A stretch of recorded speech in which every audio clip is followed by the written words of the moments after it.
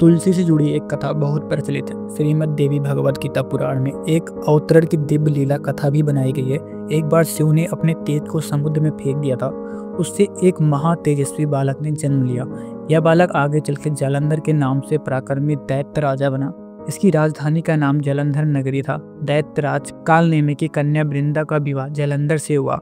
जालंधर महाराक्षस था। अपनी सत्ता के मद में चोर उसने माता लक्ष्मी को पाने की कामना से युद्ध किया, परंतु समुद्र से ही उत्पन्न होने के कारण माता लक्ष्मी ने उसे अपने भाई के रूप में स्वीकार किया। वहां से पराजित होकर वह देवी पार्वती को पाने की लालसा से कैलाश पर्वत पर गया। भगवान देवाधिदेव शिव का ही रूप धर कर माता पार्वती के समीप गया, परंतु माँ ने अपने योग बल से उसे तुरंत पहचान लिया तथा वहां से अंत ध्यान हो गई। देवी पार्वती ने क्रुद्ध होकर सारा वृत्तांत भगवान विष्णु को सुनाया। जालंधर की पत्नी वृंदा अत्यंत पतिव्रता स्त्री थी। उसी के पतिव्रत धर्म की शक्ति से जालंधर ना तो मारा जाता था और ना ही पराजित होता था। इसीलिए जालंधर का नाश करने के लिए वृंदा के पतिव्रत धर्म को भंग करना बहुत जरूरी था। इसी कारण भगवान विष्णु ऋषि का वेश धारण कर वन में जा पहुंचे, जहां वृंदा अकेली भ्रमण कर रही थी। भगवान के साथ वो मायावी राक्षस भी थे, जिन्हें देखकर वृंदा भयभीत हो गई। ऋषि ने वृंदा के सामने पल में दोनों को भस्म कर दिया। उनकी शक्ति देखकर वृंदा ने कैलाश पर्वत पर महादेव के साथ युद्ध कर रहे अपने पति जालंधर के बारे में पूछा। ऋषि ने अपनी माया जाल से 2 बानर प्रकट किए। एक बानर के हाथ में जालंधर का सिर तथा दूसरे हाथ में धड़। अपने पति की यह दशा देखकर वृंदा मूर्छित होकर गिर पड़ी। होश में आने पर उन्होंने ऋषि रूप भगवान से विनती की कि वह अपने पति को जीवित करें। भगवान ने अपनी माया से पुनः जालंधर का सिर धड़ से जोड़ दिया, परंतु स्वयं भी वह उसी शरीर में प्रवेश कर गए। वृंदा को इस छल का जरा आभास न हुआ।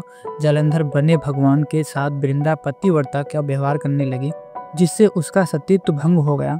ऐसा होते ही वृंदा का पति जालंधर युद्ध में हार गया। इस सारी लीला का जब वृंदा को पता चला तो उसने क्रुद्ध होकर भगवान विष्णु को शिला होने का श्राप दे दिया तथा स्वयं सती हो गई। जहां वृंदा भस्म हुई वहां तुलसी का पौधा हुआ। भगवान विष्णु ने वृंदा से कहा, हे वृंदा, तुम अपने सतीत्व के कारण मुझे लक्ष्मी से भी अधिक प्रिय हो। अब तुम तुलसी के रूप में सदा मेरे साथ रहोगे।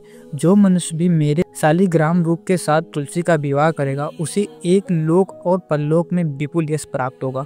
जिस घर में तुलसी होती है वहां यम के दूत भी असमय नहीं जा सकते। गंगा व नर्मदा के जल में स्नान तथा तुलसी का पूजन बराबर माना जाता है। चाहे मनुष्य कितना भी पापी क्यों न हो, मृत्यु के समय जिसके प्राण मंजरी रहित तुलसी और गंगा जल मुख में रखकर निकल जाते हैं, वह पापों से मुक्त होकर वैकुंठ धाम को प्राप्त होता है। जो मनुष्य तुलसी व आंवलों की छायों में अपने पितरों का श्राद्ध करता है, उसके पितर मोक्ष को प्राप्त हो जाते हैं। उसी दैत्य जालंधर की यह भूमि जालंधर नाम से विख्यात है। सती वृंदा का मंदिर मोहल्ला कोट किशनचंद में स्थित है। कहते हैं इसी स्थान पर एक प्राचीन गुफा थी जो सीधी हरिद्वार तक जाती थी। सच्चे मन से 40 दिन तक सती वृंदा देवी के मंदिर में पूजा करने से सभी मनोरथ पूर्ण होते हैं। क्या आपको ये स्टोरी पसंद आती? अगर आपको पसंद आती है तो प्लीज़ वीडियो को लाइक करके चैनल को सब्सक्राइब कर दीजिएगा। हम ऐसे काफ़ी सारे इंटरेस्टिंग नॉलेजेबल आप सबको मोटिवेट भी करते हैं। आप सबके मोटिवेशन के लिए हमने ऑलरेडी काफ़ी सारी वीडियो बना रखी है। तो वीडियो को लाइक एंड चैनल को सब्सक्राइब कर दीजिएगा। फिर मिलते हैं नेक्स्ट वीडियो के अंदर। Bye bye, take care.